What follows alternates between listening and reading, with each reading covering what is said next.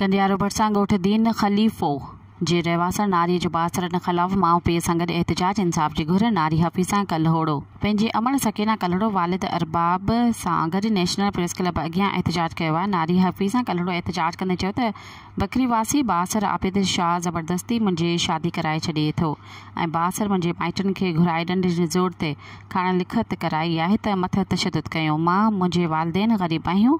बासर ज़ुल्म कयो आहे। मां ऐं मुंहिंजे वालिदेन ग़रीब आहियूं ऐं केर बि दाम ॿुधण वारो तयारु न आहे। मुंहिंजी ज़िंदगी बर्बाद करण जी कोशिशूं कई पई वञनि। बासरनि ख़िलाफ़ का बि कार्रवाई न पई कई वञे। DIG शहीद बेनज़ीराबाद SSP नशरत फ़िरोज़ नोटिस वठी इंसाफ़ ॾियारे। बासरनि ख़िलाफ़ क़दम खणनि, ॿी सूरत में हू पंहिंजे पाण खे ॿाहिरि ॾेई साड़े छॾींदी। न्याणी जे वालिद अरबाब कल्होड़ो जो मुतालबो आहे त न्याणी जी ज़िंदगी बर्बाद कई पई वञे। बस वारा नोटिस वठनि, इंसाफ़ ॾियारनि।